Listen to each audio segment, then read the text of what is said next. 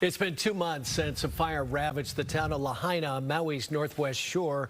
Over 100 people died that fateful August morning. 60 days later, 66 people are still unaccounted for. Residents were permitted to return to their neighborhoods 2 weeks ago, but the tourist industry that once ran Lahaina's economic engine has been shattered. And the entire island is still recovering, with over 800 businesses now shut down. Joining us with some insight is travel expert Gabe Saglie. Gabe, good morning to you. Happy Saturday. Aloha, Frank. Good to see you. Yes, aloha to you as well. Well, this is really doubly hard, Gabe. First and foremost, the loss of life, the homes, the businesses. But tourists are understandably staying away, not only from Maui probably, but from Hawaii itself. How bad is it?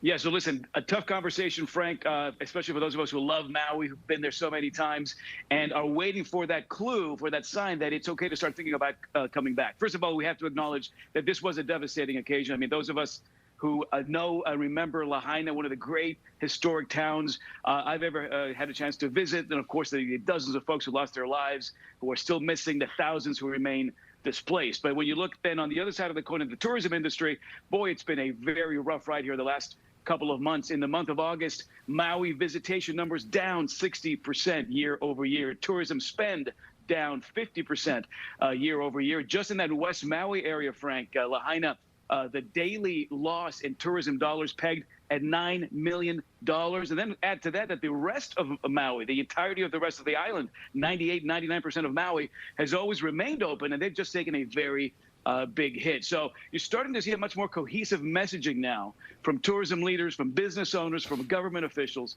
that based on your own comfort levels, this is the time to start really thinking about now returning to Maui as a way to help it rebound and thrive now 2 months after those fires there in Lahaina. Yeah, well, they're finally starting to open up some of that area, Kanapali, Kapalua, way up north, and Lahaina itself. Tell us, how is that going to work? Yeah, so tomorrow, Frank, October 8th is an important date. It's been on the docket here for a couple of weeks now. Originally, it was going to be a widespread reopening of West Maui. They've now pulled back and instituted a three-pronged phased reopening. So tomorrow is phase one. We're looking at about a 5 to 7 mile stretch north of Lahaina. If you're familiar with the area, we're talking about Kapalua to Napili, a beautiful stretch of coast there, home to some great vacation rentals. There's a Ritz-Carlton there, some great restaurants there as well.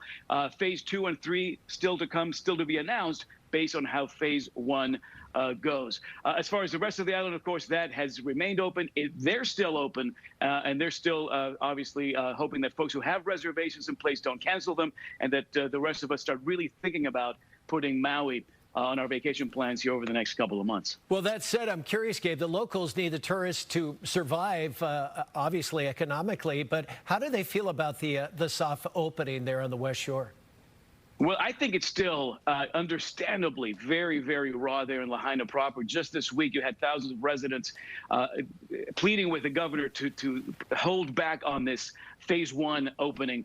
Then you talk to the rest, of course, of the folks on Maui, the places that remain open, like Wailea there in the southwestern shore of the island, home to some great hotels and restaurants and adventure companies and golf, all those Maui upcountry farms, all those businesses along that famous road to Hana. These are businesses that are either owned by or employ thousands of Maui locals. And if you hear from them, they're very excited about phase one. And they're hoping that phase 2 and phase 3 come into play here very nicely. I've got to say, Frank, I think this will boil down to sort of a personal comfort level. I mean, I don't think that the initial wave of return to Maui is going to be that first-time Hawaii traveler. It's going to be folks like you and me and a lot of the viewers out there. The Bay Area is probably the most important market for Maui. And so a lot of those watching right now have fond memories of Maui. We fell in love there, or we honeymoon there. We take our kids there. We learn how to surf there. So we have this emotional connection to this particular island. We're waiting for that, perhaps a palpable guilt factor around even considering coming back. But if we're looking for that clue, for that hint from those on the ground, of many of them, that now it might be the time to start considering coming back, then I think it's certainly there. Okay, in 10 seconds, airfares, are they coming down to get people there?